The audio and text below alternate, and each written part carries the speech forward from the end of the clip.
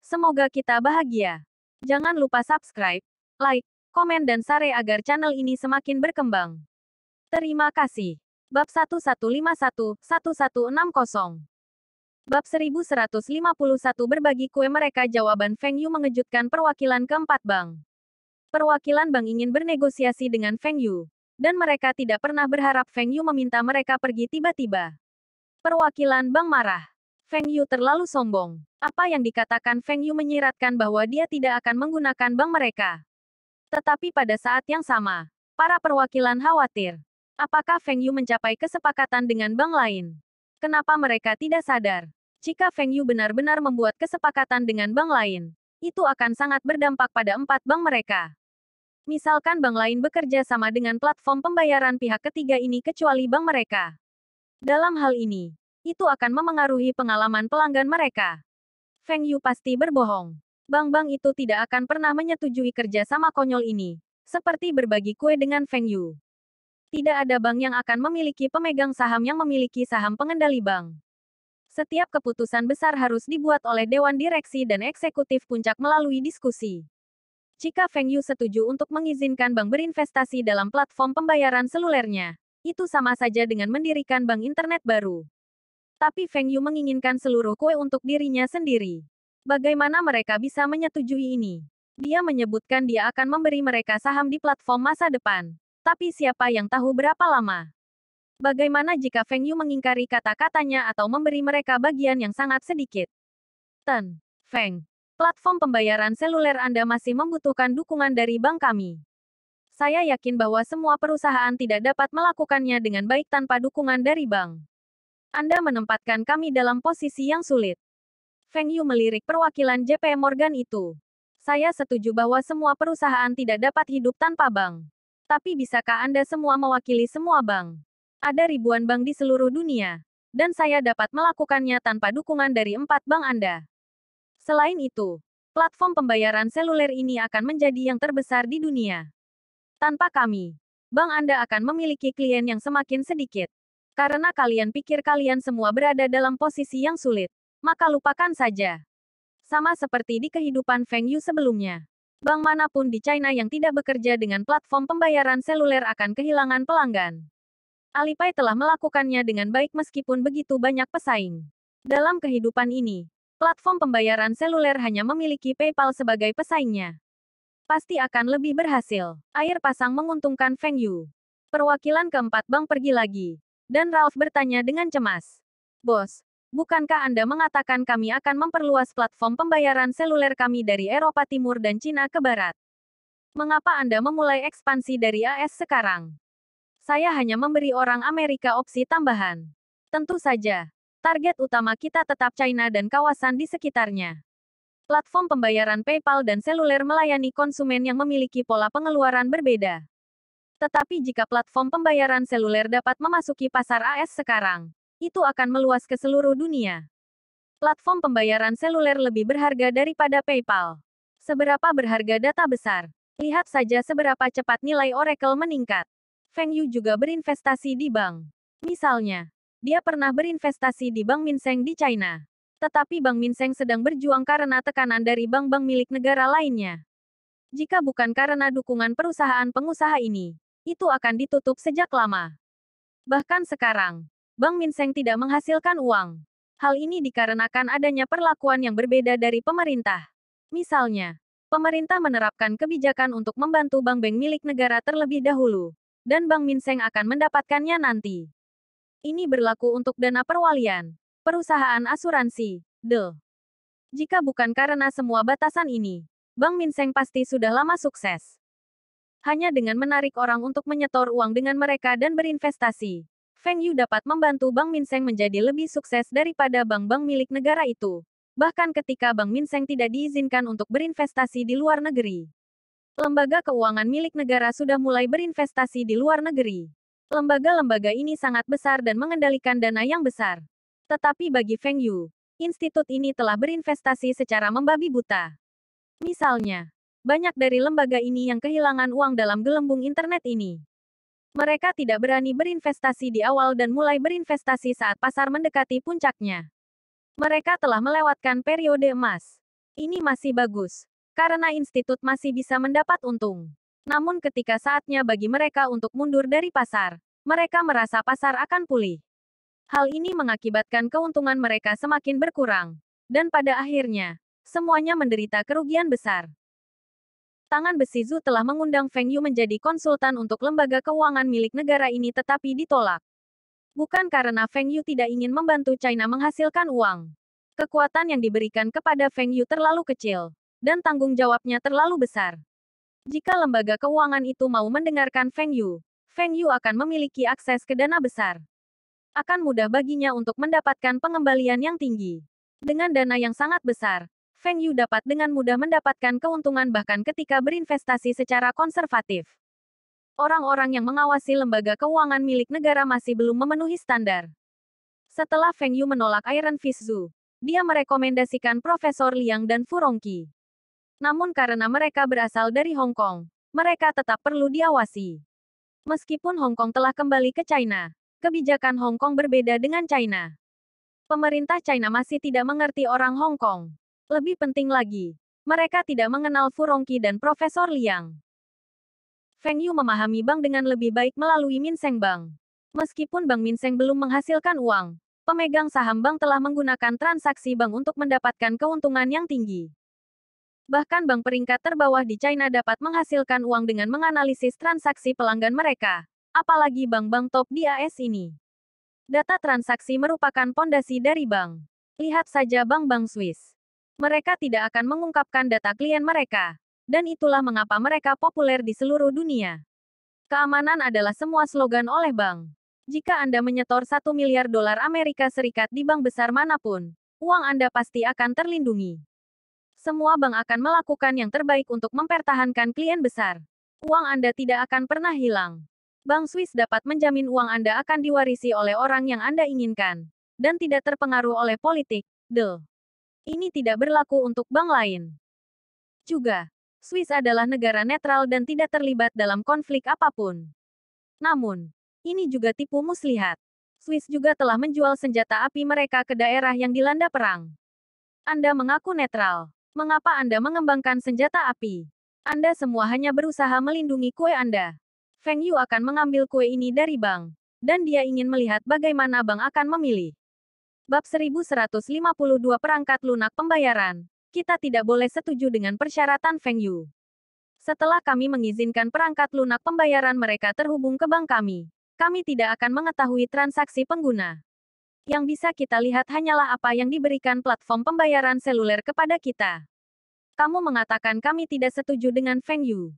Bagaimana jika bank lain setuju untuk bekerja dengannya? Kita bisa mengumpulkan bank lain dan meminta kita semua untuk berinvestasi di platform pembayaran seluler ini. Jangan bicara bank lain setuju atau tidak. Apa menurutmu Feng akan mudah terancam? Kalau begitu katakan padaku apa yang harus kita lakukan. Apakah kita akan menyerahkan keuntungan ini kepada Feng Yu? Anda semua harus mengetahui nilai dari data ini. Apakah Anda semua bersedia membiarkan Feng mengambil keuntungan dari kami? Izinkan saya bertanya kepada Anda. Bahkan PayPal dimiliki oleh Feng. Bagaimana jika platform pembayaran seluler ini tidak mau bekerja sama dengan kami? Bukankah itu lebih baik? Transaksi online mereka harus melalui perangkat lunak pembayaran kami. Perwakilan 4 bank memperdebatkan masalah ini. Dan tidak ada yang bisa meyakinkan satu sama lain. Beberapa dari mereka ingin menyetujui persyaratan Feng Yu. Karena mereka akan memiliki kesempatan untuk berinvestasi di platform pembayaran selulernya di masa mendatang.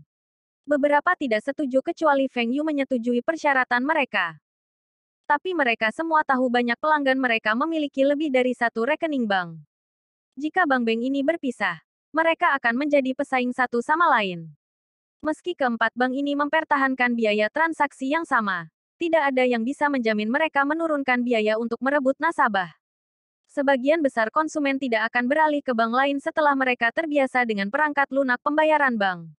Lebih penting lagi, bank harus mendekati semua perusahaan e-commerce besar untuk menggunakan perangkat lunak pembayaran mereka. Ini akan menjadi pertempuran perangkat lunak pembayaran. Tunggu, perwakilan bank tiba-tiba punya ide. Mengapa mereka tidak mengembangkan sendiri perangkat lunak pembayaran? Jika Feng Yu dapat mengembangkan perangkat lunak pembayaran pihak ketiga, keempat bank ini juga dapat mengembangkannya. Selain itu, Mereka memiliki kerjasama dengan semua perusahaan. Dan mereka dapat dengan mudah mempromosikan perangkat lunak mereka. Perwakilan percaya bahwa mereka dapat memperoleh dukungan dari bank lain. Tetapi melakukan hal ini akan menyatukan kepentingan semua bank. Mereka masih perlu mendiskusikan bagaimana membagi keuntungan. Apa katamu? Mereka setuju. Mereka bersedia bekerja dengan PayPal dan platform pembayaran seluler kami. Feng Yu terkejut mendengar bank-bank itu menyetujui tuntutannya. Feng Yu telah mendekati beberapa bank lain, termasuk HSBC dan beberapa bank top lainnya. Dan Feng Yu tidak menyangka keempat bank itu akan menyetujuinya begitu cepat. Apa yang mereka inginkan sebagai balasannya? Feng Yu berpikir sejenak dan tahu bank-bank ini pasti menginginkan sesuatu sebagai balasannya. Mereka mengatakan ingin berinvestasi langsung di Amazon dan menginginkan kondisi yang sama dengan keluarga Fu. Feng Yu mengangguk. Oke, ini layak dipertimbangkan. Apalagi, mereka juga ingin diizinkan berinvestasi di platform pembayaran seluler kami dan PayPal di masa mendatang. Tapi waktunya tidak boleh terlalu lama. Mereka merasa 10 tahun itu menyenangkan. Ralph melanjutkan. 10 tahun. Platform pembayaran seluler dan PayPal akan stabil dalam 10 tahun. Bank-bank ini cukup pintar. Dalam 10 tahun, semua orang akan tahu betapa menguntungkannya platform pembayaran seluler Feng Yu dan PayPal. Dan orang-orang akan mengantri dari Seattle ke New York untuk berinvestasi di dalamnya. Tapi ini hanya janji. Dan Feng Yu bisa menyetujuinya. Feng Yu tidak akan pernah menarik kata-katanya. Tetapi dia berjanji untuk membiarkan bank-bank itu berinvestasi dan tidak mengatakan berapa banyak saham yang akan dia jual kepada mereka. 1% banyak. Maksimal 2%. Dan dibagi 4 bank. Apalagi, itu saja.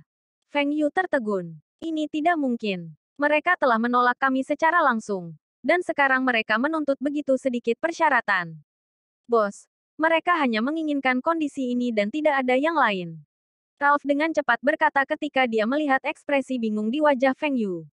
Ralph juga merasa aneh karena keempat bank itu tegas saat menolak Feng Yu. Tapi sekarang, sikap mereka tiba-tiba berubah. Ini terlalu aneh. Para bankir tidak perlu melakukan ini jika alasannya adalah untuk mendapatkan saham Amazon dengan harga lebih murah. Mereka sudah mengetahui ancaman platform pembayaran seluler terhadap mereka.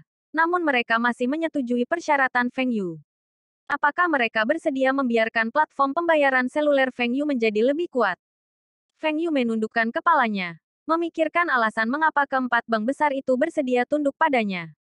Feng Yu dan Kirilenko telah mendekati dan bernegosiasi dengan beberapa bank lain mengenai kerjasama mereka.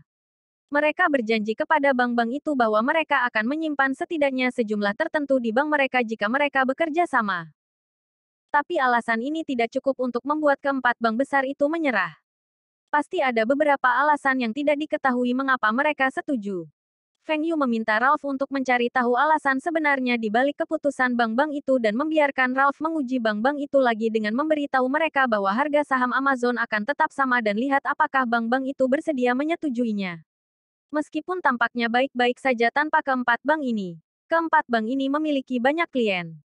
Bekerja sama dengan mereka dapat meningkatkan pengguna platform pembayaran seluler.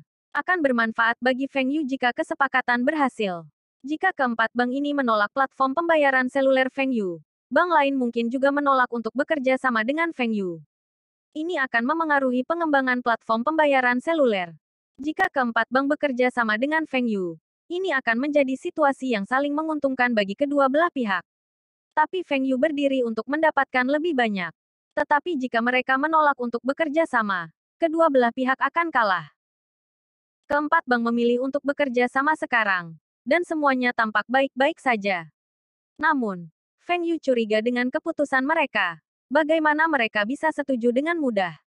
2 hari kemudian, Ralph menelepon dan memberitahu Feng Yu. Bank-bank tersebut telah memasuki usaha patungan dan telah melibatkan Microsoft untuk mengembangkan perangkat lunak pembayaran untuk mereka. Perangkat lunak ini akan memungkinkan semua bank memiliki akses. Feng Yu terkejut. Ini setara dengan mendirikan aliansi bank. Itu berarti semua klien bank akan menggunakan perangkat lunak ini untuk melakukan transaksi online. Dan mereka tidak perlu mengunduh perangkat lunak pembayaran dari bank yang berbeda. Tapi Feng Yu melihat kelemahan utama dalam perangkat lunak ini. Aliansi bank ini berbeda dengan aliansi Bank China. Bank China dikelola oleh pemerintah. Dan aliansi bank ini dikelola oleh korporasi. Akan sangat sulit bagi mereka untuk mencapai keseimbangan dalam hal keuntungan. Semua perusahaan ini akan berjuang untuk mendapatkan lebih banyak keuntungan. Perangkat lunak ini akan mendukung begitu banyak bank, dan pasti akan ada biaya.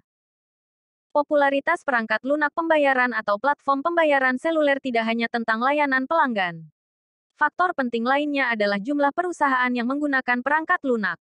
Mari kita tunjukkan bank-bank ini yang bisa mendapatkan lebih banyak pengguna untuk perangkat lunak ini. Bab 1153 Pemasaran email dalam kehidupan Feng Yu sebelumnya. Ada lebih dari 1000 perangkat lunak pembayaran online di Tiongkok. Namun pada akhirnya, hanya sedikit yang selamat. Ada pro dan kontra untuk perangkat lunak pembayaran online, dan ini dikonsolidasikan oleh seseorang. Feng Yu tidak berani mengklaim dia tahu segalanya, tapi setidaknya dia tahu lebih banyak daripada mereka yang belum pernah mengembangkan perangkat lunak semacam itu. Perbedaan cara pemasaran perangkat lunak pembayaran saja sudah cukup untuk mengejutkan bank-bank itu. Bagaimana pemasaran PayPal sendiri sekarang? Mereka saat ini menggunakan iklan online, dan ketika pengguna memasuki situs web eBay, mereka akan melihat iklan PayPal. Tentu saja, PayPal perlu membayar eBay untuk beriklan di situs mereka. Metode pemasaran lainnya adalah pemasaran email PayPal, yang merupakan bentuk utama periklanan. Transaksi PayPal mengharuskan pengguna untuk memasukkan email mereka. Saat pembeli melakukan pembayaran, penjual akan menerima email. Ketika penjual ingin menarik uangnya, penjual juga perlu mendaftarkan akun PayPal. Registrasi akun kurang dari 1 menit, dan penjual tidak akan keberatan. Cara ini meningkatkan pengguna PayPal dengan cepat. eBay memang memiliki layanan pembayaran mereka sendiri, tetapi setelah mereka mengizinkan PayPal untuk menyediakan layanan mereka di situs mereka, pengguna layanan pembayaran mereka sendiri menurun.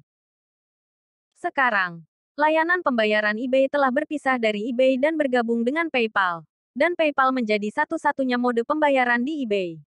Keuntungan PayPal terkait dengan eBay. Tetapi bos PayPal adalah Feng Yu, dan bos eBay adalah Kirilenko. Ketika PayPal menggunakan iklan email untuk mempromosikan layanannya, Feng Yu menyadari bahwa email mereka tidak cukup bagus. Iklan email harus menarik pengguna, dan kata-kata yang digunakan harus singkat. Dulu, penjual terpaksa menggunakan PayPal untuk menjual barangnya, dan PayPal menggunakannya untuk meningkatkan penggunanya. Tetapi metode ini kurang inisiatif. Untungnya, eBay adalah situs lelang. Identitas pembeli dan penjual terus berubah, dan ini memungkinkan PayPal meningkatkan penggunanya dengan mantap. Namun kini, eBay telah memasuki negara-negara di dekat AS dan mulai mengakuisisi situs lelang lain untuk ekspansi. Maka, PayPal, sebagai moda pembayaran resmi eBay, juga harus masuk ke negara-negara tersebut. Untuk ekspansi ke negara lain, PayPal harus meningkatkan penggunaan mata uang yang berbeda. Anda tidak dapat memberitahu pengguna bahwa karena PayPal adalah perusahaan AS, semua pengguna harus menggunakan USD untuk transaksi. Sebagian besar pengguna PayPal di luar negeri tidak memiliki USD di akun mereka. Untungnya, Feng Yu telah mengingatkan PayPal tentang masalah ini sebelum PayPal masuk ke Kanada. Dia telah menginstruksikan PayPal untuk menyiapkan berbagai mata uang dan membiarkan pengguna memiliki opsi untuk memiliki berbagai jenis mata uang di akun mereka. Untuk mengonversi mata uang, PayPal harus bekerja sama dengan bank. Tentu saja penukaran mata uang membutuhkan biaya transaksi, dan PayPal akan mendapatkan beberapa keuntungan dari transaksi tersebut. PayPal tidak bisa menetapkan biaya transaksi terlalu tinggi, atau pengguna akan merasa tidak layak. Tetapi biayanya juga tidak boleh terlalu rendah, karena akan menurunkan keuntungan PayPal. Keseimbangan ini sulit dipahami, dan biaya untuk negara yang berbeda akan berbeda di masa mendatang. Tetapi perbedaannya tidak akan lebih dari 1%, karena tergantung terutama pada kontrak dengan bank lokal di berbagai negara. Fitur PayPal ini lebih nyaman daripada bank online. Pada saat yang sama, eBay dapat memungkinkan transaksi antar negara. Tapi ini membuat penggunaan pemasaran email tradisional menjadi sulit. Pemasaran email paling cocok untuk PayPal karena semua akun mereka terkait dengan alamat email. Jadi, Feng Yu menetapkan beberapa persyaratan untuk Departemen Pemasaran PayPal. Pemasaran email harus memenuhi beberapa persyaratan. Misalnya, email harus membuat pembaca merasa senang dan mengklik tautannya. Penarikan dana, yang digunakan sebelumnya, adalah cara untuk memikat penerima email agar mengklik tautan. Tetapi ini tidak cukup untuk pengguna non-eBay. PayPal perlu menemukan cara baru untuk memikat pembaca melalui email mereka. Poin penting lainnya untuk pemasaran email adalah mengatur suasana hati. Itu harus membiarkan penerima merasakan hal-hal yang disebutkan dalam email adalah peluang terbaik yang mereka terima. Email harus menarik perhatian, dan menggunakan warna dan gambar yang cerah akan menarik perhatian penerima. Akan lebih baik jika email tersebut dapat menyertakan gambar GIF. Meskipun format GIF telah muncul sekitar 10 tahun sekarang, gambarnya tidak terlalu jelas karena kecepatan internet. Warna di GIF kebanyakan 256 dan terlihat palsu. Namun masih lebih baik daripada gambar diam dan dapat menarik lebih banyak perhatian. Kedepannya, ketika perkembangan internet sudah lebih baik, email tersebut dapat menyertakan link video di mana pembaca dapat mengklik link tersebut dan menonton video tersebut. Juga, pemasaran email PayPal dan eBay akan diikat bersama untuk membentuk satu bundle. Saat pengguna mendaftarkan akun eBay, mereka akan menerima perintah untuk mendaftar ke PayPal. Ini sama untuk pengguna yang mendaftar ke PayPal. Pengguna yang mendaftar PayPal akan melihat iklan promosi eBay, dan mereka dapat melihat barang diskon untuk dijual. PayPal juga telah menandatangani perjanjian sistem pembayaran online dengan beberapa perusahaan internet. Ini akan membuat pengguna merasa bahwa dengan PayPal, mereka dapat menggunakannya di situs web yang berbeda dan menciptakan kesan bahwa mereka dapat menggunakan PayPal untuk transaksi di semua situs online. Tentu saja ini adalah salah satu target PayPal, dan hampir mustahil. Tidak ada perangkat lunak pembayaran online yang dapat memonopoli pasar kecuali PayPal menurunkan biayanya. Tapi itu akan membuat PayPal kehilangan sumber pendapatan utama mereka. Alipay muncul sebagai salah satu opsi pembayaran di situs web Amazon. Dan ini adalah opsi pertama dalam daftar. Alipay juga menggunakan pemasaran email untuk mempromosikan layanannya. Itu mendapat daftar email dari PayPal dan mulai mengirim email ke semua orang di daftar. Satu hal penting yang perlu diperhatikan adalah email harus merangsang penerima dengan insentif dengan batas waktu. Saat penerima melihat jam hitung mundur, mereka akan mengira akan melewatkan penawaran ini jika tidak membelinya. Saat penerima mengklik tautan di email iklan, mereka akan masuk ke situs Amazon. Akan ada pop-up di sebelah kanan yang akan bergoyang, menarik pengguna untuk mengkliknya. Ini adalah tautan ke situs pendaftaran Alipay. Iklan itu tentang keuntungan Alipay, jaminan kredit, dan pernyataan bersama Feng Yu dan Kirilenko. Iklannya adalah Anda berbelanja. Saya jamin. Aman, sederhana dan cepat. Ada juga foto Feng Yu dan Kirilenko berjabat tangan. Tapi Kirilenko menghadap ke kamera, dan Feng Yu hanya menunjukkan punggungnya. Banyak orang menerima email ini dan mulai memperhatikan Alipay. Dengan orang terkaya kedua dunia dan orang terkaya Eropa Timur menjamin platform pembayaran ini, platform ini pasti aman. Pengguna terdaftar Alipay meningkat dengan kecepatan yang mencengangkan. Bab 1154 semua orang ingin berinvestasi ketika Alipay dan PayPal semakin populer. Feng Yu menerima telepon dari Ralph yang memberitahunya bahwa keempat bank itu bersikeras agar harga saham sama dengan keluarga Fu. Mereka bersedia menghabiskan 800 juta dolar Amerika Serikat. Tetapi mereka harus mendapatkan bagian yang sama dengan keluarga Fu. Ralph sedikit malu karena tidak menyelesaikan tugas yang diberikan kepadanya. Tidak apa-apa, Ralph. Sangat mudah untuk mengumpulkan dana. Sebarkan saja bahwa Amazon mengumpulkan dana tanpa terdaftar. Dan banyak orang akan menghubungi kami. Ada perubahan besar di perusahaan sebelum dan sesudah investasi langsung Furongqi. Skala perusahaan telah meningkat dan memiliki pasar yang lebih besar dan lebih banyak pengguna. Bagaimana harga sahamnya bisa tetap sama? Apa yang dikatakan Feng Yu benar? Tidak ada yang akan merasa menderita kerugian ketika harga saham Amazon naik 2 kali lipat dalam waktu 2 minggu setelah Furongqi berinvestasi. Furongqi juga sangat berterima kasih kepada Feng Yu. Dia telah membuat pilihan yang tepat untuk memilih Feng Yu sebagai mitra jangka panjang keluarga Fu. Keluarga Fu telah berbisnis selama bertahun-tahun. Ketika kontrak tidak umum digunakan, keluarga Fu berbisnis dengan mempercayai pihak lain. Perlahan, kepercayaan menjadi nikmat. Ketika seseorang membantu mereka, mereka akan membalas budi selama kerja sama berikutnya dengan memberikan lebih banyak manfaat kepada pihak lain. Ketika mereka memberi lebih banyak manfaat kepada pihak lain akan membalasnya dalam kesepakatan berikutnya. Proses ini akan berulang-berulang kali, dan hubungan antara keluarga Fu dan pihak lain menjadi lebih dekat.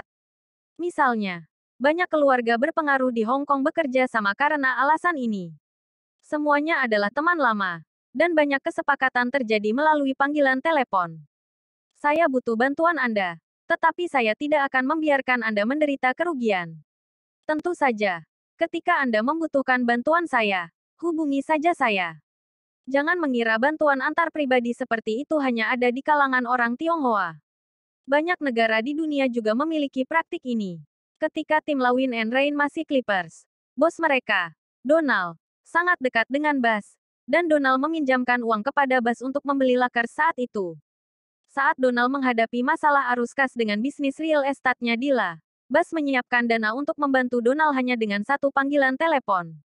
Banyak orang akan mengira bahwa orang Amerika hanya percaya pada kontrak, tetapi mereka juga mempercayai teman lama. Fu Rongqi merasa Feng Yu murah hati, dan Feng Yu juga berpikir keluarga Fu telah memperlakukannya dengan baik. Keluarga Fu telah membantunya saat dia membutuhkan bantuan dan akan mendukungnya hanya dengan panggilan telepon. Bahkan tanpa Feng Yu, keluarga Fu masih bisa menjadi salah satu keluarga teratas Hong Kong dengan pengalaman Fu Rongqi. Tentu saja, Feng Yu mempercayai keluarga Fu juga karena Fu Guangzheng adalah temannya. Kirilenko dan Fu Guangzheng dapat dianggap sebagai sahabat Feng Yu. Status mereka bahkan mungkin melebihi teman masa kecilnya, Wen Dongjun. Kirilenko dan Fu Guangzheng adalah teman yang bisa masuk ke bisnis melalui panggilan telepon. Mereka saling percaya dan tahu pihak lain tidak akan pernah menipu dia. Tapi Feng Yu perlu merinci saat melakukan usaha bisnis dengan Li Zekai dan yang lainnya. Ralph mengikuti instruksi Feng Yu untuk menyebarkan berita tentang Amazon sedang mencari putaran investasi langsung lainnya. Banyak orang, termasuk banyak lembaga keuangan ternama, tertarik. Yang mengejutkan Feng Yu, Li Zekai menelepon dan memberitahunya bahwa keluarga Li ingin membeli saham Amazon. Feng Yu bermasalah.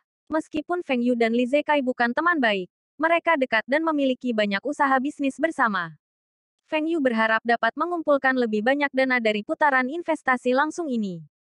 Tetapi jika Feng Yu menjual saham dengan harga 2 kali lipat dari apa yang dia jual ke keluarga Fu, dia akan menyinggung mereka. Tidak apa-apa jika itu adalah Li Zekai. Tapi Feng Yu tetap ingin mempertahankan hubungannya dengan Superman Li. Julukan Superman Li sebagai Raja Pelabuhan Dunia memang benar adanya. Angkutan laut masih menjadi bentuk utama transportasi kargo di dunia. Mengontrol port sama dengan mengontrol keuntungan besar di baliknya. Ketika Feng Yu dan yang lainnya menargetkan perusahaan-perusahaan Jepang itu, Superman Li telah memerintahkan pelabuhannya untuk melarang barang-barang perusahaan Jepang masuk ke pelabuhannya, yang mengakibatkan kerugian besar bagi perusahaan-perusahaan itu. Superman Li memiliki status politik yang tinggi di Tiongkok, dan Feng Yu mewaspadai hal ini. Donald Trump juga mendekati Feng Yu. Nilai real estate di New York terus meningkat, dan dia hampir melunasi utangnya. Tentu saja, dia masih memiliki sejumlah pinjaman bank untuk dilunasi. Tetapi bank tidak terburu-buru untuk memulihkan utangnya karena Trump masih memiliki banyak properti di New York. Meski Trump jarang berinvestasi di perusahaan internet, perusahaan ini berbeda. Pemegang saham utama perusahaan ini adalah Feng Yu. Ketika semua perusahaan internet lainnya kehilangan uang dalam krisis keuangan ini, Amazon dapat mempertahankan keuntungannya. Hanya alasan ini saja yang menunjukkan potensi perusahaan ini. Feng Yu juga tidak bisa menolak Kameda Masao, Heitaro Nakajima, Zhong Qingxian, De. Feng Yu terkejut karena begitu banyak orang yang tertarik meskipun menetapkan harga yang begitu tinggi. Kameda Masao dan yang lainnya belum pernah menunjukkan ketertarikannya pada Amazon sebelumnya. Kameda Masao mengetahui harga saham dari putaran pertama investasi langsung. Namun ia tetap ingin berinvestasi pada putaran kedua saat harganya sudah berlipat ganda. Karena semua orang tertarik, Feng Yu sebaiknya membatasi investasi langsung kepada teman-temannya. Senang rasanya banyak orang yang terlibat. Dan dia tidak khawatir keluarga Li salah paham dengannya. Harga putaran kedua harus berbeda dengan putaran pertama. Ketika Feng Yu mengumumkan penawaran saham langsung ke Taihua Holdings dan Win and Rain Holdings, dia menyadari semua orang ingin membeli lebih banyak saham daripada yang direncanakan untuk dirilis oleh Amazon. Feng Yu tidak ingin menerbitkan begitu banyak saham, karena jumlah dana ini cukup untuk ekspansi Amazon. Lain kali Amazon membutuhkan dana, sudah waktunya bagi Amazon untuk terdaftar. Jadi, Feng Yu memberitahu mereka bahwa penawaran saham langsung putaran ini terbatas dan didiskusikan untuk mengurangi jumlah saham yang mereka inginkan hingga setengahnya. Semua orang setuju dengan harga saham Feng Yu. Dan Feng Yu bertanya kepada Kameda Masao mengapa dia tidak membeli sahamnya lebih awal.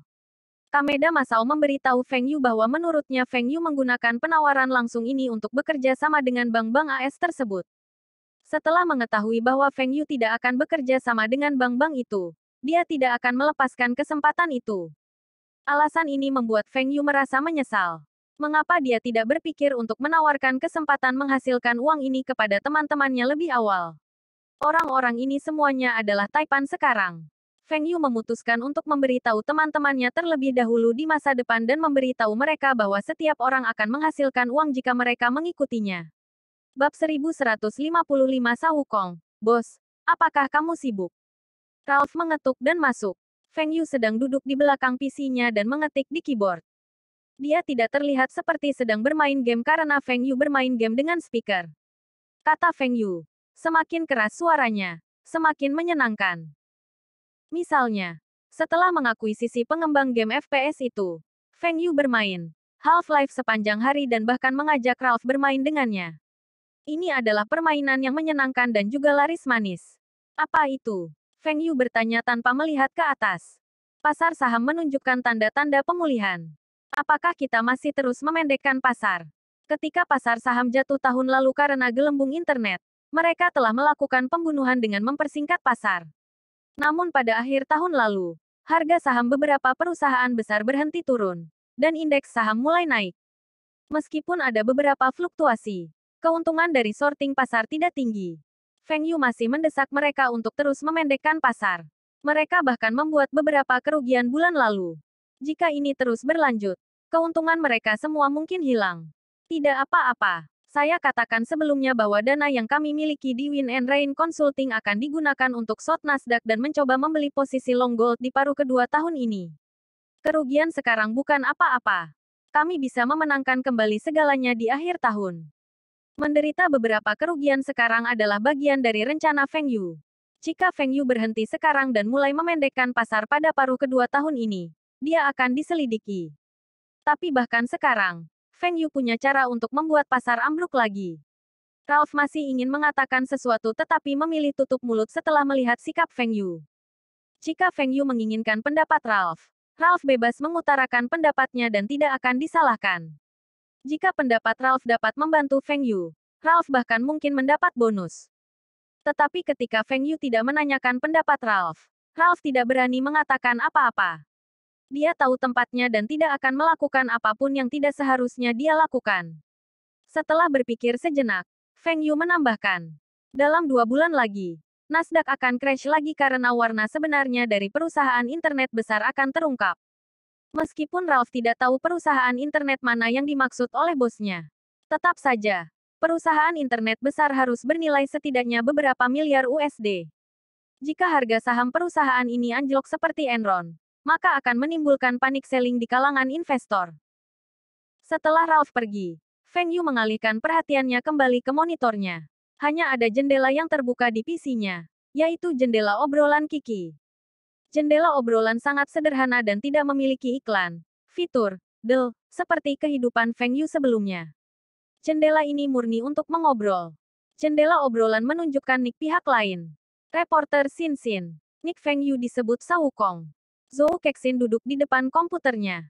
Ini adalah liburan sekolahnya sekarang. Dan dia akan lulus tahun depan. Setelah lulus, dia akan bekerja untuk Win and Rain Business Magazine. Pemimpin redaksi, Tuan Huran, telah menjanjikan pekerjaan ini padanya. Meskipun hampir tahun baru, Zhou Kexin tidak pulang. Dia masih bekerja di perusahaan. Tetapi menjelang tahun baru Imlek, sebagian besar staf tidak memiliki banyak pekerjaan, dan banyak dari mereka membolos. Zhou Kexin sedang menunggu ulasan pemimpin redaksi atas artikelnya. Jika artikelnya lolos, dia bisa cuti lebih awal.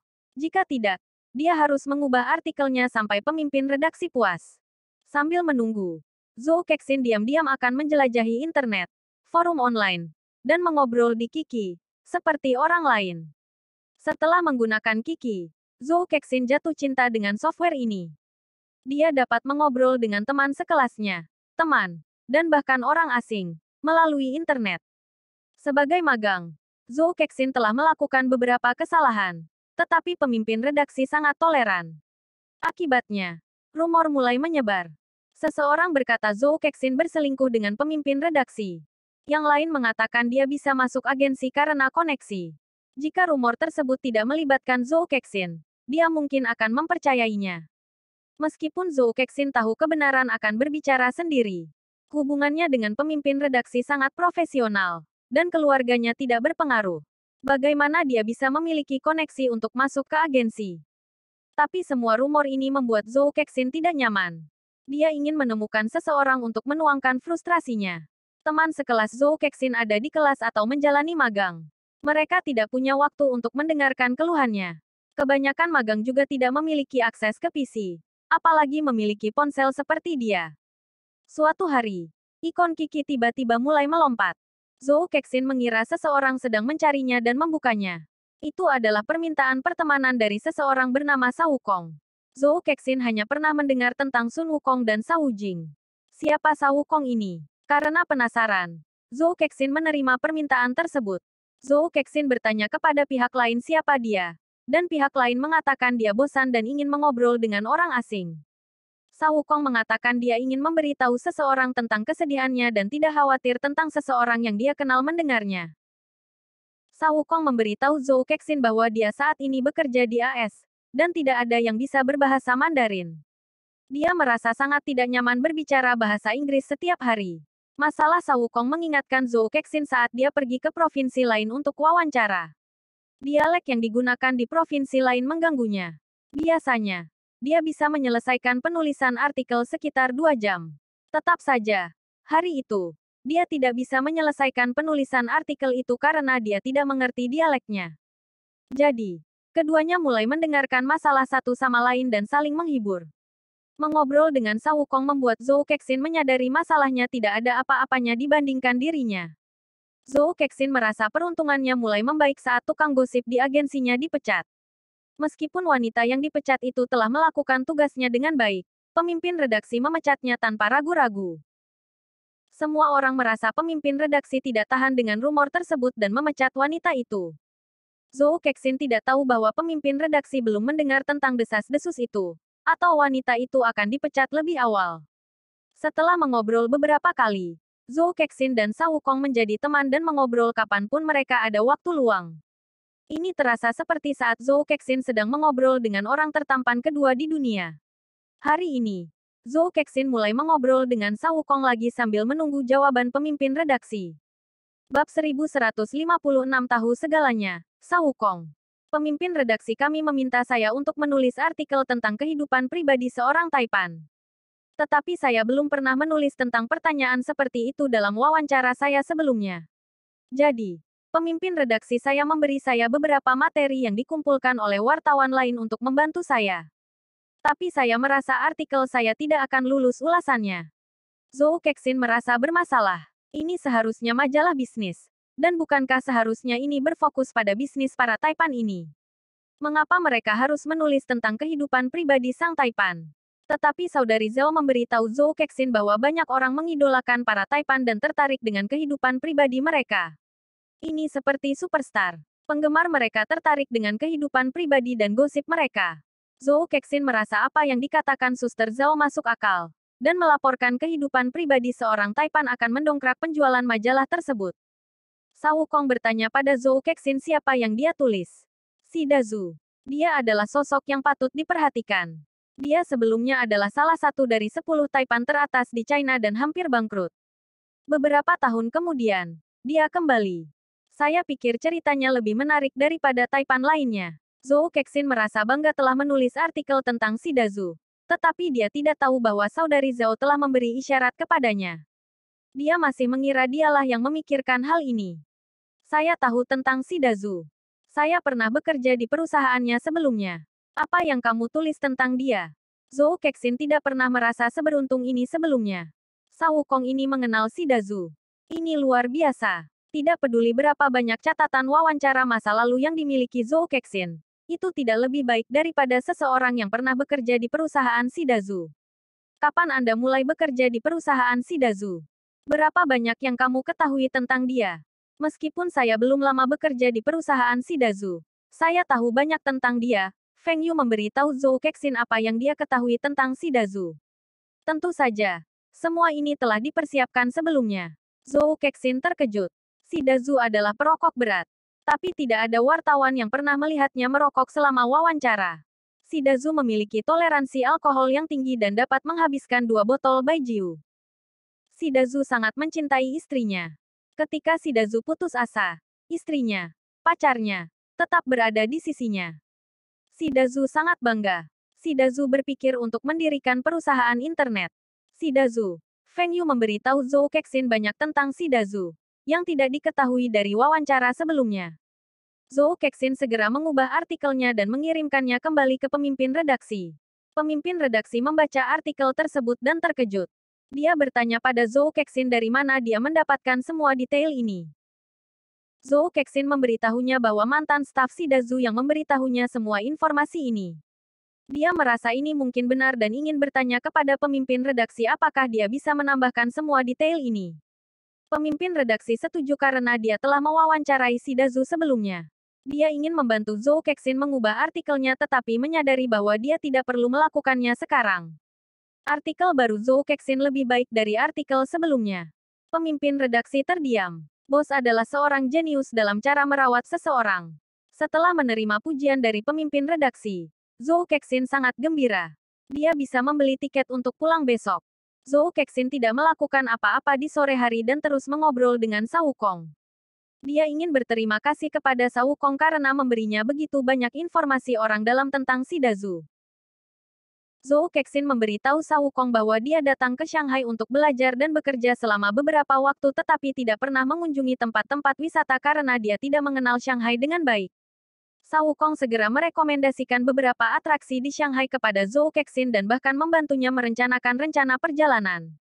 Ketika Zhou Kexin memberitahu Sa Wukong apa yang ingin dia makan, Sa Wukong segera memberitahu dia bagian Shanghai mana yang memiliki makanan enak yang murah dan enak. Zhou Kexin menyebutkan dia ingin membeli sesuatu tetapi tidak dapat menemukannya di Shanghai. Sa Wukong merekomendasikan supermarket Taihua. Dia menyuruhnya untuk bertanya kepada asisten toko di supermarket, dan dia akan menemukan apa yang diinginkannya. Apapun yang diminta Zhou Kexin, Sa Wukong akan memiliki jawabannya. Dia benar-benar tahu segalanya. Feng Yu menyesap kopinya di depan PC-nya. Setiap kali Zhou Kexin mengajukan pertanyaan, dia akan bertanya kepada orang lain melalui jendela Kiki lainnya. Orang itu akan meminta bawahannya untuk menemukan jawabannya. Meskipun Baidu telah disiapkan, Baidu baik tidak tersedia sekarang. Feng Yu tidak dapat menggunakan internet untuk mencari jawaban sekarang. Tapi Feng Yu punya banyak bawahan. Jika internet tidak bisa memberikan jawaban, dia akan menggunakan anak buahnya untuk menjawab. Meskipun Zhou Kexin mengajukan banyak pertanyaan, salah satu bawahan Feng Yu akan menjawabnya. Kalaupun jawabannya tidak rinci, itu sudah cukup baik. Feng Yu mengetahui nomor Kiki Zhou Kexin melalui Huran. Huran bingung mengapa bosnya tidak mau menelepon Zhou Kexin untuk nomor Kikinya karena dia telah memberikan nomor telepon Feng Yu Zhou Kexin sebelumnya.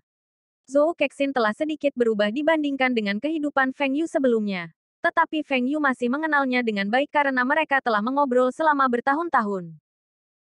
Kiki berbeda dari sahabat pena, tetapi Feng Yu masih bisa mengendalikan momentum obrolan mereka dan perlahan memimpin Zhou Kexin. Mengontrol momentum obrolan merupakan faktor penting dalam negosiasi bisnis. Ketika Feng Yu berada di Universitas Hong Kong sebagai siswa pertukaran, dia telah mempelajarinya. Sekarang, dia bisa menerapkan apa yang dia pelajari. Zhou Kexin perlahan jatuh ke dalam perangkap yang dipasang oleh Feng Yu. Zhou Kexin tidak pernah menyangka orang asing acak yang dia temui di internet ini adalah orang paling tampan kedua di dunia. Zhou Kexin sudah lama berhenti menghubungi orang tertampan kedua di dunia, tetapi dia masih menerima email darinya setiap minggu. Dia akan membaca surat-surat itu tetapi tidak pernah membalas. Zhou Kexin tidak tahu bagaimana membalas orang tertampan kedua di dunia. Dia takut dia akan tenggelam lebih dalam jika dia menjawab. Tapi Zhou Kexin masih memeriksa emailnya setiap minggu untuk membacanya dan bahkan masuk ke Legend of Mir. Tapi dia tidak lagi menghubungi Feng Yu. Zhou Kexin masih memainkan Legend of Mir, tetapi dia bermain di akun baru. Dia memilih pendeta Tao sebagai karakter barunya, bukan penyihir. Namun Zhou Kexin tidak dapat menemukan perasaan senang saat pertama kali memainkan game ini. Dia bertanya-tanya apakah itu karena dia sibuk bekerja dan belajar, atau tidak ada yang bermain dengannya. Sekarang, Zhou Kexin menemukan sesuatu untuk menghabiskan waktunya melalui Kiki. Tapi dia tidak tahu bahwa orang yang mengobrol dengannya masih orang yang sama. Zhou Kexin menganggap Sa Wukong menarik, dan mungkin orang ini bisa menggantikan orang tertampan kedua di dunia di hatinya. Baginya, orang tertampan kedua di dunia bukanlah miliknya. Saya akan kembali ke Tiongkok setelah tahun baru Imlek. Akankah kita bertemu? Anda dapat memutuskan lokasinya. Zhou Kexin tiba-tiba panik saat melihat pesan Sa Wukong. Dia dengan cepat menutup jendela obrolan. Haruskah saya bertemu dengannya? Bab 1157 putus Feng Yu menghela nafas karena dia tidak mendapat balasan apapun dari Zhou Kexin. Dan dia segera lock off. Apakah saya terlalu cemas? Meskipun Kiki telah ada selama beberapa waktu, kencan online belum umum. Itu baru menjadi umum setelah film kurang dari The First Intimate kontak lebih besar dari keluar. Kencan online jarang terjadi sekarang, karena orang-orangnya konservatif dan pemalu. Namun setelah filmnya dirilis, banyak orang yang merasa kencan online itu sangat romantis. Sebelum kelahiran kembali Feng Yu, orang biasa menemukan one night stand dan teman kencan di internet, apalagi kencan online. Mengajak teman online keluar sekarang terlalu maju di era ini. Namun, Feng Yu yakin dia bisa mengajak Zhou Kexin berkencan karena tahun baru masih beberapa hari lagi. Bahkan jika Feng Yu tidak bisa mengajaknya kencan, dia masih punya cara lain. Dia tidak akan membiarkan Zhou Kexin kabur. Ini adalah tahun baru Imlek lagi. Feng Yu duduk di sofa bersama keluarganya untuk menonton malam gala festival musim semi. Zixing menonton sebentar dan berlari keluar rumah untuk bermain petasan. Selama tahun baru Imlek, Feng Yu mengunjungi teman-teman lamanya seperti Zhang Ruiqiang, Su Changyu akan pensiun, dan Zhang Ruiqiang telah mengamankan posisinya sebagai orang nomor 3 di Provinsi Longjiang. Ada desas-desus bahwa Su Changyu memiliki kesempatan untuk dipromosikan, tetapi dia menolak tawaran ini. Dia ingin tetap di Provinsi Longjiang untuk membantu Zhang Ruiqiang dan membiarkannya berhasil setelah dia pensiun. Zhang Ruiqiang akan menjadi provinsi nomor 2. Ketika Feng Yu pertama kali bertemu Zhang Ruiqiang, dia masih muda. Sekarang, rambutnya perlahan berubah menjadi abu-abu. Beberapa tahun ini, ekonomi Provinsi Longjiang telah membaik, dan grup Bei Dachang mulai menghasilkan keuntungan tahun ini. Perusahaan pengolahan makanan Taihua telah bergabung dengan Bei Dachang untuk ditukar dengan saham Bei Dachang. Zhang Mingcheng menjadi direktur dan wakil presiden pertama Bei Dachang. Meskipun jabatannya adalah wakil presiden, dia menjalankan tugas presiden, karena presiden saat ini akan pensiun. Pada dasarnya, Zhang Mingcheng mengawasi semua keputusan penting perusahaan. Zhang Ruiqiang masih menjadi ketua Bei Dachang, dan dia mirip dengan Feng Yu. Dia hanya mengendalikan departemen keuangan dan mendelegasikan sisa kekuasaannya kepada orang lain. Merek Bei Dachang menjadi terkenal dalam 2 tahun terakhir dan setara dengan merek Taihua. Produk utama Bei Dachang adalah produk pertanian ekologis, dan diterima dengan baik di luar negeri. Produk mereka diekspor ke Korea Selatan, Jepang, dan banyak negara Asia Tenggara lainnya. Bei Dachang tidak memiliki pesaing di China. Dengan bantuan saluran distribusi makanan olahan Taihua, supermarket Taihua, dan saluran mereka sendiri, produk mereka dijual ke seluruh China. Tahun lalu, banyak produk Bei Dachang berlogo pasokan khusus perjamuan negara dan menjadi lebih populer di kalangan masyarakat. Banyak orang merasa bahwa jika produk ini cukup bagus untuk disajikan di perjamuan negara, itu pasti yang terbaik. Hasil bagus Bei Dachang membantu Zhang Ruiqiang mengamankan posisi dan promosinya 1 tahun kemudian.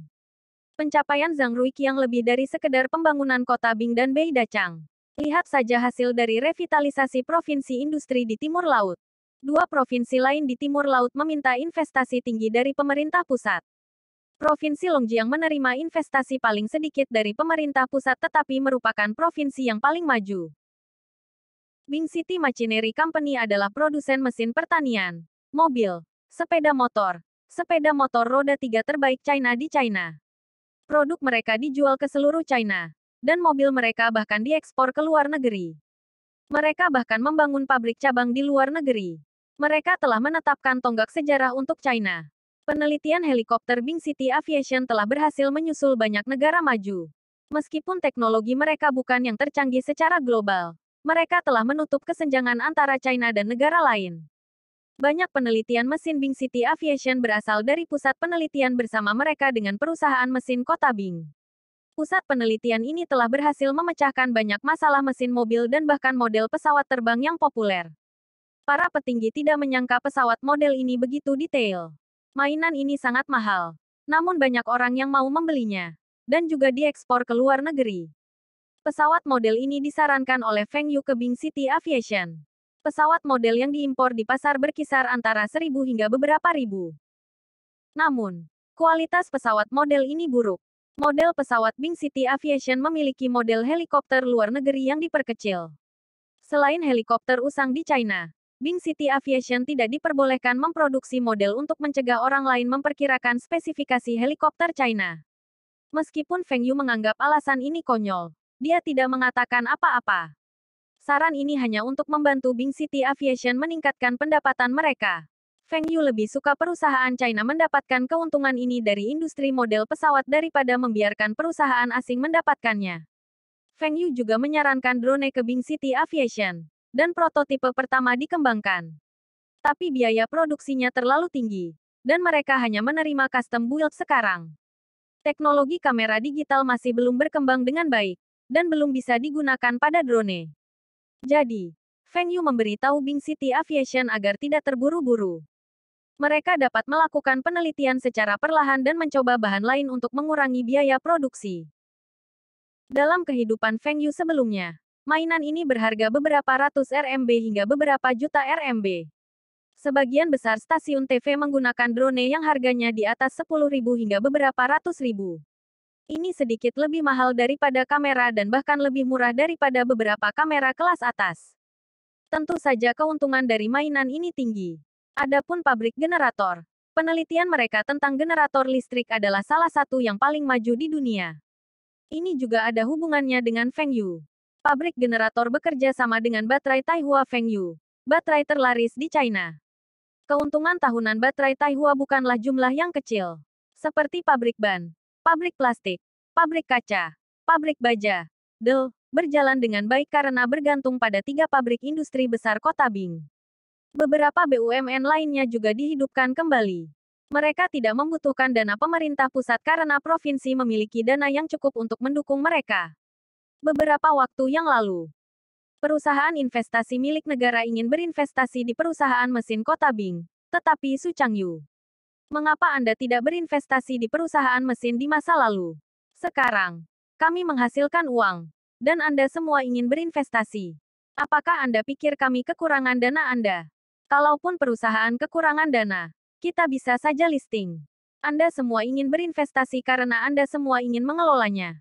Su Changyu akan segera pensiun, dan ketua perusahaan investasi itu tidak punya pilihan selain kembali ke Beijing. Banyak perusahaan Bing City telah menerima investasi dari tempat lain. Tapi Zhang Ruiqiang belajar dari Feng Yu. Kota Bing pasti memiliki saham pengendali. Tetapi dia mempekerjakan manajer profesional untuk mengelola perusahaan. Feng Yu mengatakan kepadanya bahwa seorang manajer yang baik dapat membantu perusahaan menghasilkan lebih banyak keuntungan. Mereka yang mahir dalam teknologi mungkin tidak tahu cara mengelola perusahaan. Mereka yang bisa mengelola perusahaan mungkin tidak tahu tentang keuangan dan mereka yang tahu tentang keuangan tidak tahu tentang teknologi. Mendapatkan orang yang tepat untuk posisi yang tepat sangatlah penting. Misalnya, Li Dafu, dari Bing City Machinery Company, pandai dalam manajemen. Divisi sepeda motor dan mobil di bawahnya membantu perusahaan menghasilkan laba yang tinggi selama bertahun-tahun. Pemerintah pusat telah memberikan banyak uang kepada Provinsi Timur Laut dalam 2 tahun terakhir. Tetapi Provinsi Longjiang menerima kurang dari 10% dari total dana. Ini menunjukkan seberapa baik kinerja Provinsi Longjiang. Perkembangannya lebih baik dari yang diharapkan para petinggi. Dan banyak pemimpin Provinsi Longjiang dipromosikan. Banyak orang tidak tahu bahwa Feng Yu berperan besar dalam kesuksesan Provinsi Longjiang. Feng Yu, aku perlu mendapatkan pendapatmu tentang suatu masalah. Zhang Ruiqiang menatap Feng Yu. Apakah menurutmu kita harus membubarkan perusahaan mesin kota Bing? Feng Yu memuntahkan tehnya. Apa yang dikatakan Zhang Tua? Perusahaan mesin kota Bing akan dipecah. Ide siapa ini? Bab 1158 Kondisi. Para petinggi ingin memisahkan perusahaan mesin kota Bing. Mengapa? Feng Yu bertanya. Bing City Machinery Company adalah produsen mesin top China dan terkenal di seluruh Asia, Jepang, Korea, dan banyak perusahaan negara lain iri dengan pangsa pasar mereka di China. Bing City Machinery Company berhasil menghentikan dominasi mobil Jepang di pasar Cina. Zhang Ruiqiang menepuk pundak Feng Yu untuk menenangkannya. Petinggi sedang mempertimbangkan ini. Tapi ini tidak wajib. Dan mereka meminta pandangan kita. Bing City Machinery Company adalah pemegang saham. Dan Anda adalah pemegang saham utama. Anda akan memiliki keputusan akhir atas masalah ini. Zhang Ruiqiang tidak tahu apakah membubarkan perusahaan mesin kota Bing itu baik atau buruk. Tetapi jika ini baik untuk perusahaan, Feng Yu pasti akan setuju. Tetapi jika itu buruk, Feng Yu tidak akan pernah menyetujuinya. Feng Yu lega mendengar bahwa itu tidak wajib. Dia pikir atasan akan ikut campur di perusahaan. Sepertinya Zhang Tua masih memiliki pengaruh untuk menghentikan atasan mengganggu perusahaan. Bagaimana sikap Pemprov? Apakah Anda semua ingin membagi perusahaan atau tidak? Feng Yu sengaja bertanya. Karena Zhang Ruiqiang mengajukan pertanyaan ini, itu berarti dia juga berpikir untuk memisahkan perusahaan. Feng Yu ingin tahu apa keputusan Zhang Ruiqiang. Dia tahu Zhang Ruiqiang bukanlah seseorang yang akan merebut hasil kerja seseorang. Selanjutnya, Feng Yu menyumbangkan uang dalam jumlah besar ke kota Bing dan Provinsi Longjiang setiap tahun. Para pemimpin di Provinsi Longjiang seharusnya tidak berpikiran sempit. Tanpa Feng Yu, dapatkah Provinsi Longjiang menjadi sukses? Hanya perdagangan mereka dengan Rusia telah membantu Provinsi Longjiang menghasilkan banyak uang. Perdagangan ini semua karena bantuan Kirilenko. Feng Yu, Bing City Machinery memiliki beberapa produk.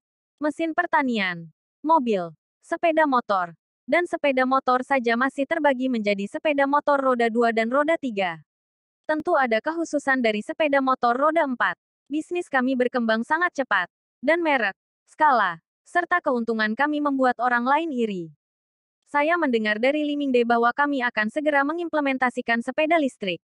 Dia mengatakan ini adalah ide Anda. Dan sepeda listrik ini dapat mengurangi emisi karbon dan menghemat energi. Meskipun saya tidak tahu apa artinya. Perusahaan perlu berkembang lagi, bukan? Feng Yu mengangguk. Sepeda listrik menggunakan tenaga listrik, dan tidak akan mencemari lingkungan. Selain itu, sepeda listrik lebih ringan dan tidak membutuhkan bensin. Pengguna dapat mengisi baterai di rumah. Dan jika sepeda listrik kehabisan baterai, pengguna dapat mengendarainya seperti sepeda biasa. Ini adalah solusi perusahaan kami untuk pembatasan sepeda motor di masa depan.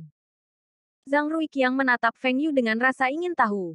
Pembatasan sepeda motor. Saya pernah mendengar tentang ini. Tetapi bisakah itu benar-benar diterapkan? Sepeda motor saat ini menjadi salah satu alat transportasi utama.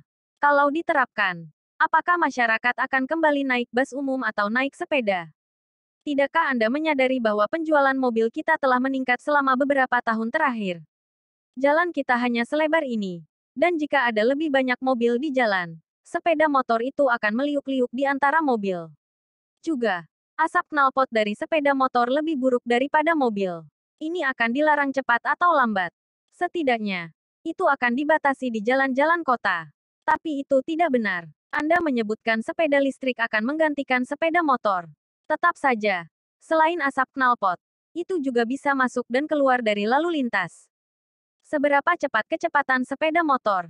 Kita bisa membatasi kecepatan sepeda listrik hingga 60 mil per jam atau 40 mil per jam. Sebagian besar waktu, orang tidak akan melebihi 20 mil per jam. Sepeda motor bisa melaju hingga 100 mil per jam. Anda selalu dapat melihat sepeda motor melaju di atas 60 mil per jam di jalanan yang sibuk. Polisi lalu lintas bahkan mungkin tidak menangkap mereka dengan kecepatan ini. Dan tingkat kecelakaan sepeda motor jauh lebih tinggi daripada mobil. Lalu kenapa kamu tidak membatasi kecepatan sepeda motor? Zhang Ruiqiang bertanya dan tiba-tiba merasa ini adalah pertanyaan bodoh. Jika kecepatan sepeda motor dibatasi hingga 60 mil per jam, siapa yang mau membelinya? Selain itu, sepeda motor adalah alat transportasi utama di desa-desa yang jumlah mobilnya lebih sedikit. Baiklah, jangan bicara tentang masalah ngebut. Perusahaan mesin kota Bing akan segera memulai produksi sepeda listrik, bukan? Ini sepeda listrik. Dan itu termasuk sepeda listrik dan sepeda motor listrik. Sepeda listrik dapat digunakan sebagai sepeda. Dan sepeda motor listrik akan terlihat seperti skuter. Kecepatan keduanya berbeda. Sepeda motor listrik bisa mencapai 60 mil per jam, tapi sepeda listrik tidak bisa. Feng Yu menjelaskan. Baiklah, jangan beritahu aku tentang ini lagi. Perusahaan akan meningkatkan produksi dan skalanya. Bukan. Berapa banyak cabang pabrik yang dimiliki perusahaan ini? Berapa banyak karyawan yang dipekerjakan perusahaan? Pemimpin. Perusahaan ini berkembang dan mempekerjakan lebih banyak karyawan membantu kota mengatasi masalah pengangguran mereka. Mengapa Anda terdengar bahwa saya tidak melakukan hal yang benar? Feng Yu menggerutu. Berhentilah mencoba mengubah topik pembicaraan. Anda harus tahu apa yang saya bicarakan. Semakin besar perusahaan, semakin sulit untuk dikelola. Saya melihat model manajemen Taihua Holdings Anda cukup bagus. Perusahaan induk hanya perlu mengelola sumber daya manusia dan keuangan anak perusahaan. Dan anak perusahaan dapat beroperasi secara mandiri. Jika anak perusahaan menghadapi masalah apapun, perusahaan induk dapat turun tangan untuk membantunya. Dengan cara ini, mudah untuk mengelola semua perusahaan. Zhang Ruiqiang memutar matanya. Kamu bisa berkata begitu. Kami dapat membagi pusat penelitian dan divisi yang berbeda menjadi banyak anak perusahaan. Akan lebih mudah untuk mengelolanya. Dan saya berencana untuk melakukan ini di masa mendatang. Tapi karena Siti juga berpikir demikian, baiklah. Saya akan meminta orang-orang saya dari Taihua Holdings untuk mengevaluasi perusahaan mesin kota Bing dan memulai restrukturisasi. Membubarkan Bing City Machinery Company baik-baik saja karena anak perusahaan masih berada di bawah perusahaan induk. Mereka dapat terus berbagi merek dan saluran distribusi. Ini juga akan membuat akun lebih jelas, dan anak perusahaan dapat terdaftar sendiri. Lalu, setelah restrukturisasi, apakah perusahaan bisa mengambil alih dengan pabrik ban, pabrik kaca, dan lain-lain? Feng Yu memandang Zhang Ruiqiang dari sudut matanya. Ini motifmu yang sebenarnya, kan? Pabrik-pabrik kecil yang diakuisisi oleh Bing City Machinery untuk memproduksi suku cadang di masa lalu semuanya berjalan dengan baik. Sekarang Pemprov mau gabung pabrik ban dan kaca. Pabrik ban baik-baik saja. Tetapi apakah perlu menyertakan pabrik kaca itu? Apakah ini yang kamu inginkan? Atau ini perintah dari atasan? Keduanya. Pabrik ban kami tidak buruk. Dan meskipun pabrik kaca kami biasa saja, itu bukanlah entitas yang merugi. Haha. Jika pabrik ban bisa menjual produknya dengan merek Songjiang, itu akan menghasilkan banyak uang. Ini juga berlaku untuk pabrik kaca. Pemerintah kota ingin memanfaatkan merek kami untuk membantu Anda semua menghasilkan uang. Saya setuju untuk mengambil alih pabrik kaca itu jika Anda memasukkan pabrik kaca anti peluru Bing City Aviation di dalamnya. Feng Yu menyilangkan kakinya dan mulai gemetar. Zhang Ruiqiang menggertakkan giginya. Ini semua untuk kepentingan City. Bahkan jika Bing City Aviation memiliki latar belakang militer, dia juga harus mencobanya. Baiklah, saya akan mencobanya. Bab 1159 berjuang untuk kekuasaan Songjiang Motor setelah memproduksi kendaraan untuk militer dan secara alami memproduksi kendaraan yang dimodifikasi seperti kendaraan anti peluru. Pelat baja masih bagus karena tidak rumit. Teknologinya sederhana. Dan paling banyak, mereka hanya bisa menggunakan pelat baja tebal untuk membuat kendaraan. Tapi perusahaan mesin kota Bing tidak pernah meneliti kaca, karena peraturan dari atasan. Semua perusahaan tidak diizinkan untuk meneliti teknologi ini. Dan perusahaan mesin Bing City harus memesan kaca anti peluru dari Bing City Aviation. Feng Yu bertanya-tanya apakah pembatasan inilah yang menyebabkan teknologi China tertinggal dari negara lain. Militer telah memberikan teknologi ini kepada Bing City Aviation. Itu membantu Bing City Machinery Company mendapatkan kaca anti peluru yang mereka butuhkan. Feng Yu sudah lama menginginkan teknologi ini. Ini adalah teknologi yang bagus. Tetapi sia-sia jika Bing City Aviation tidak tahu cara menggunakannya. Memasang kaca anti peluru pada helikopter mungkin baik-baik saja. Tetapi berapa banyak helikopter yang dapat dijual oleh Bing City Aviation dalam setahun? Bagaimana bisa dibandingkan dengan mobil? Meski tidak banyak orang yang mau membeli mobil anti peluru, namun bisa dijadikan gimmick untuk pemasaran. Perusahaan mesin kota Bing juga dapat menyederhanakan teknologi ini untuk membuat kaca depan yang lebih baik untuk mobil kelas atas mereka.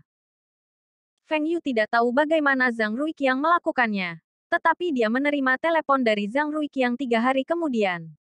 Para petinggi setuju untuk mengizinkan Bing City Aviation menggabungkan beberapa bisnis mereka dengan perusahaan mesin kota Bing untuk mendirikan perusahaan kaca kota Bing. Perusahaan mesin kota Bing juga harus menghasilkan sejumlah uang dalam usaha ini. Sekarang, kendaraan Songjiang Motors dapat menggunakan kacamata berkualitas lebih tinggi. Dan Feng Yu puas dengan itu. Perusahaan mesin kota Bing mengalami restrukturisasi dan menjadi grup manufaktur mesin kota Bing. Grup manufaktur mesin kota Bing akan menjadi kantor pusat. Dan semua divisi sebelumnya diubah menjadi anak perusahaan. Ini termasuk perusahaan mobil kota Bing, perusahaan sepeda motor pertama kota Bing, perusahaan sepeda motor kedua kota Bing, perusahaan sepeda motor roda 3, perusahaan sepeda listrik kota Bing, perusahaan mesin pertanian kota Bing, pusat penelitian teknik mesin kota Bing, perusahaan suku cadang kota Bing, dan perusahaan kaca kota Bing. Tak ayal, Li Mingde ditunjuk sebagai chairman dari perusahaan induk ini. 3 wakilnya tetap sebagai wakilnya. Dan tidak ada pergantian direktur yang mewakili pemegang saham yang berbeda. Namun ada direktur tambahan dari Bing City Aviation.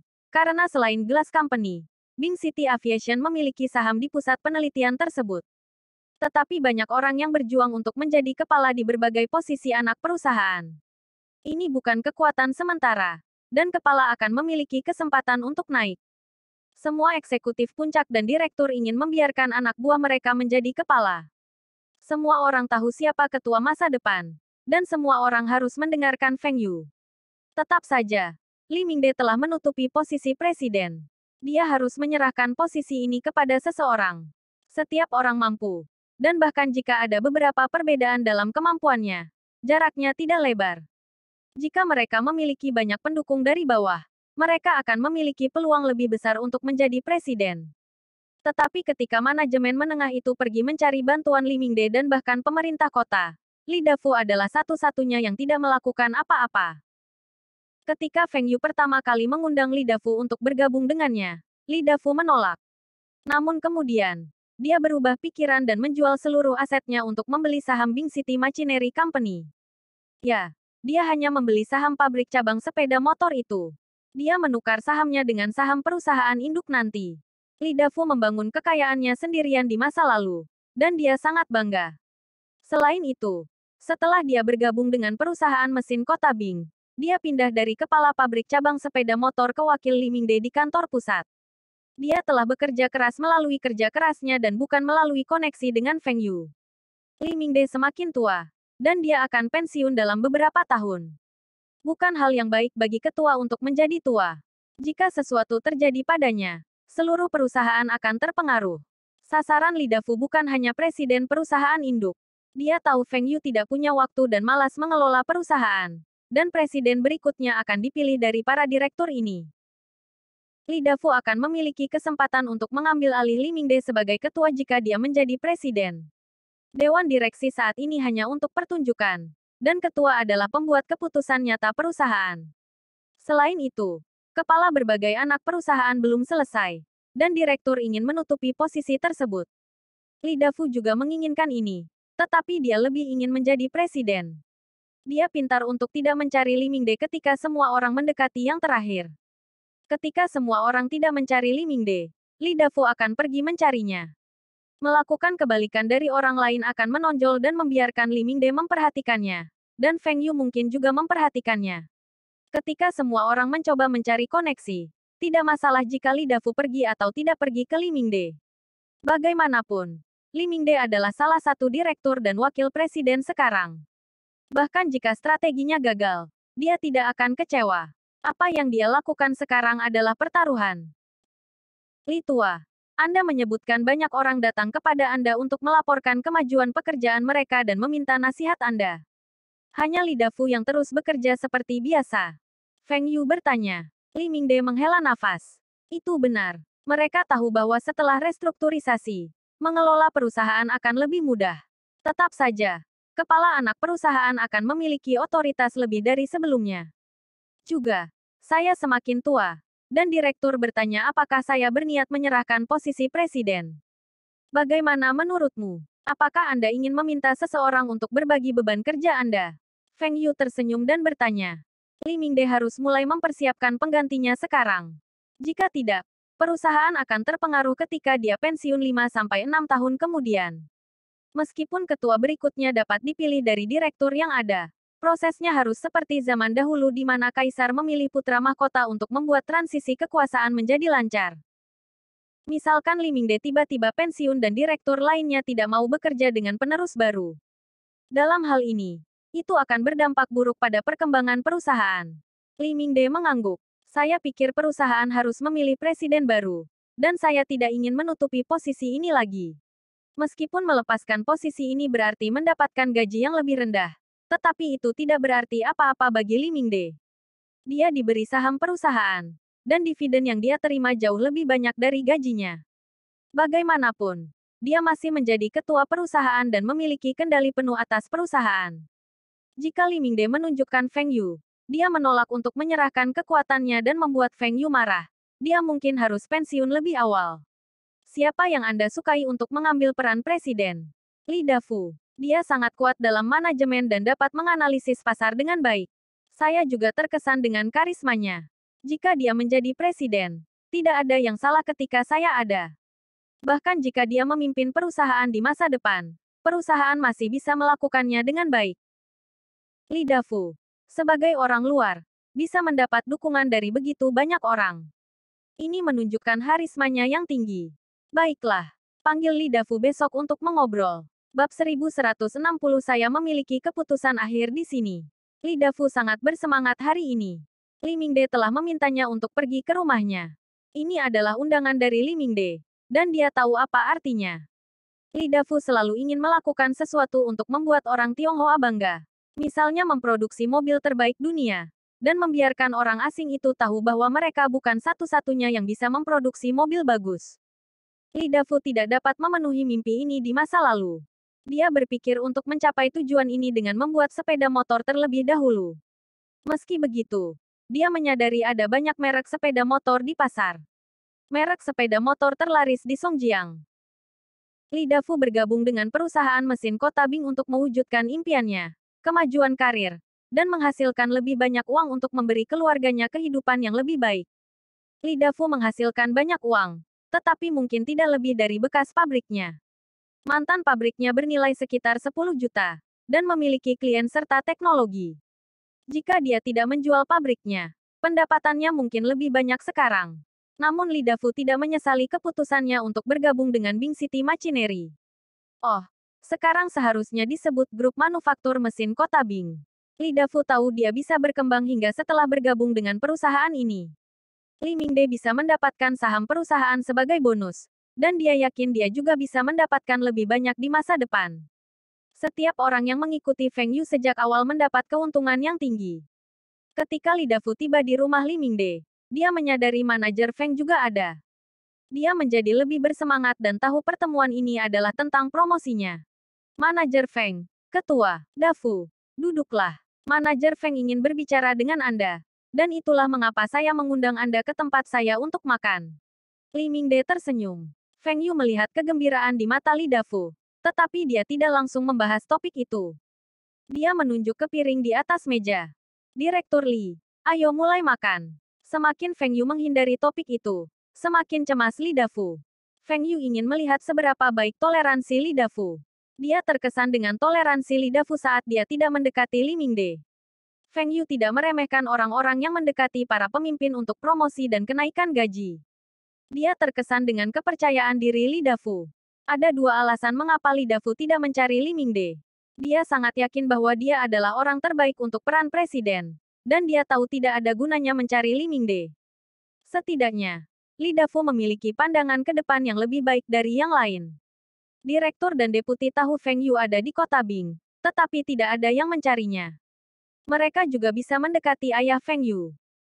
Apakah mereka lupa siapa yang memiliki keputusan akhir perusahaan setelah Feng Yu tidak muncul selama beberapa waktu? Li Dafu duduk dan makan dengan tenang. Dia bahkan meneguk bir sambil makan. Mereka makan dengan Feng Yu dan akan mencatat kebiasaannya tidak minum alkohol yang kuat. Selama setengah jam, mereka mengobrol tentang kehidupan, keluarga, dan tidak menyebutkan sepatah kata pun tentang perusahaan. Setelah makan, Feng Yu mengangguk pada Li Mingde. Li Mingde menoleh ke Li Dafu dan bertanya, Dafu, jika kamu adalah presiden perusahaan, bagaimana kamu akan mengembangkannya? Li Dafu menegakkan punggungnya. Jika saya presiden perusahaan, saya akan fokus pada beberapa bidang. Pertama, kita harus terus membangun merek kita dan membiarkan merek kita menaungi merek asing itu. Mobil impor, mesin pertanian impor, Kedua, kami akan terus membuka jalur distribusi penjualan baru di luar negeri. Meskipun keuntungan kami dari penjualan luar negeri rendah, karena kami memiliki lebih banyak model dan kesadaran merek, kami meningkat. Itu akan menjadi lebih baik. Dengan menjual mobil kami ke luar negeri akan mencegah mobil mereka memasuki China. Dan ini juga bermanfaat bagi citra merek kami. Ketiga, kita harus mempertahankan investasi kita dalam penelitian teknologi kita. Riset teknologi adalah faktor terpenting dalam perkembangan perusahaan kami. Teknologi kami mungkin yang paling maju di China, tetapi kami masih tertinggal dibandingkan merek-merek besar di luar negeri. Produk yang sama hanya membutuhkan 10.000 dolar Amerika Serikat untuk memproduksinya, dan kami membutuhkan 20.000 dolar Amerika Serikat. Ini akan menurunkan daya saing kita secara global. Ketika salah satu teknologi kami menjadi yang terbaik di dunia, kami akan mendapatkan pijakan di pasar internasional. Terakhir, kami harus terus memperluas bisnis kami. Selain proyek sepeda listrik, kami harus terus memperluas proyek kami yang lain. Misalnya, kita harus memperkenalkan sepeda motor dengan CC yang lebih besar. Kami memiliki teknologi dan tidak boleh membiarkan merek luar negeri mengambil alih pasar sepeda besar. Produksi mobil kami juga sama. Kita harus memperkenalkan SUV kelas atas yang dapat menyesuaikan dengan semua jenis kondisi jalan dan saat ini mesin pemanen jagung kita harus diseret oleh traktor. Kita harus memperkenalkan pemanen jagung terbaru kita ke pasar sekarang. Li Dafu memberikan jawaban terperinci. Dan itu menunjukkan bahwa dia telah mempertimbangkan pertanyaan ini sebelumnya. Ini juga menunjukkan ambisinya untuk mendapatkan posisi presiden. Feng Yu tidak pernah khawatir tentang bawahannya yang ambisius. Menjadi ambisius adalah salah satu bentuk motivasi. Untuk mencapai apa yang mereka inginkan, mereka harus berusaha. Menggunakan metode curang mungkin berhasil, tetapi tidak akan berkelanjutan dalam jangka panjang. Semua bawahan Feng Yu baik-baik saja, dan hanya orang bodoh yang akan mencoba menggunakan metode licik untuk membuat hidup mereka lebih baik. Setidaknya, tidak ada eksekutif puncak di perusahaan Feng Yu yang bodoh. Jika Feng Yu bahkan tidak bisa mengendalikan orang-orang ini, dia tidak akan memberi mereka wewenang untuk menjalankan perusahaannya. Selain itu, gelar orang terkaya kedua di dunia oleh Feng Yu sudah cukup untuk menempatkan mereka pada tempatnya. Feng Yu dan Li Mingde saling bertukar pandang. Mereka senang dengan jawaban Li Dafu. Li Dafu, kamu akan menjadi presiden perusahaan, kata Feng Yu. Apa? Ketua, Anda tidak akan menjadi presiden perusahaan. Dan Anda menunjuk Li Dafu menjadi presiden. Wakil presiden lainnya, Niu Jingwo, bertanya dengan gelisah. Old Niu, keputusan ini dibuat setelah pertimbangan yang matang. Jawab Li Mingde. Niu Jingwo adalah direktur yang ditunjuk oleh Komite Partai Kota. Dan dia juga wakil presiden. Dia ingin menjadi presiden untuk waktu yang lama. Tapi dia tahu dia tidak bisa merebut posisi dari Li Mingde. Sekarang, Li Mingde tidak akan lagi menduduki posisi ini. Dia akan menunjuk orang lain untuk menjadi presiden perusahaan. Bukankah penunjukan presiden harus diputuskan oleh Dewan Direksi? Niu Jingwo menjawab dengan sedih, mengisyaratkan kepada Li Mingde bahwa dia tidak dapat memutuskan keputusan ini bahkan jika dia adalah ketua. Niu Jingwo telah berbicara dengan pemimpinnya di pemerintah kota. Pemimpin berjanji kepadanya bahwa dia akan membujuk Li Mingde untuk membiarkan Niu Jingwo menjadi presiden. Pintu ruang rapat terbuka tiba-tiba, dan Feng Yu masuk. Pemegang saham memiliki hak untuk memutuskan penunjukan presiden dan bahkan ketua. Li Dafu akan menjadi presiden perusahaan mulai hari ini dan seterusnya. Saya bilang begitu. Saya tidak peduli siapa yang Anda semua cari tetapi izinkan saya mengingatkan Anda semua. Saya adalah pemegang saham terbesar perusahaan. Dan saya memiliki keputusan akhir. Bersambung. Terima kasih telah menyaksikan dan mendukung channel ini.